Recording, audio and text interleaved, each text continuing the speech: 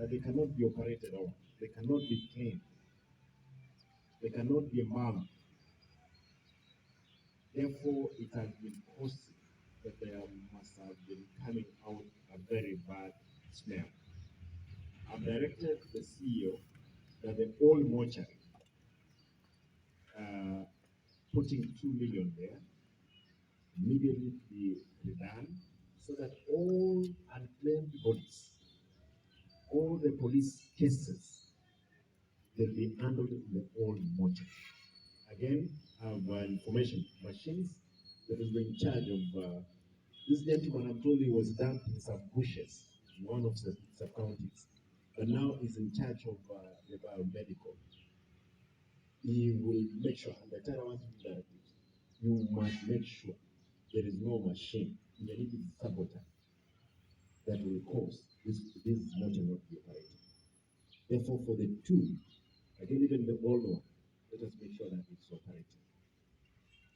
I want to point out that I know the forces, nobody's happy on the changes. Yesterday, I had information they wanted even to switch off the oxygen plant and the power to kill 50 infants. Therefore, the CEO took the necessary steps.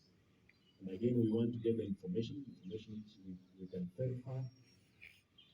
I don't know if our security apparatus, what they could be doing. Because if there's this kind of information, they will do it, and there will be an outcry. B1, only to claim Simba that Simba alikuwa anasema yeye nikaa hakuna mezima. Na hizi zima hivi karibuni. Naendelea kuwaka. What I've done, the two people who have been in charge of the mortuary, I've sent them away today. Because these people again, they are being given money to clean the bodies. It's only corruption. You can imagine even they are getting money for the deaths here.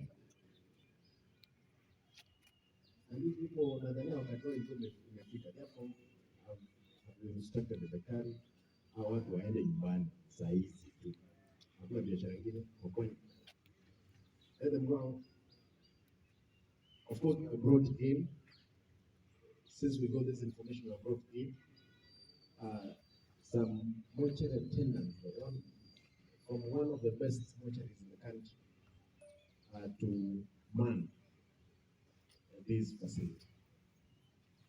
Again, I want to state that this capacity of the mortuary is only 72. I'm told the body is in 120. It has been 200.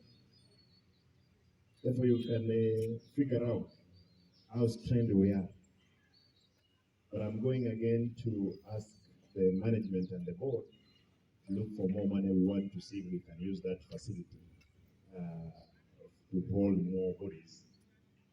And we want to see, we don't want many people to die.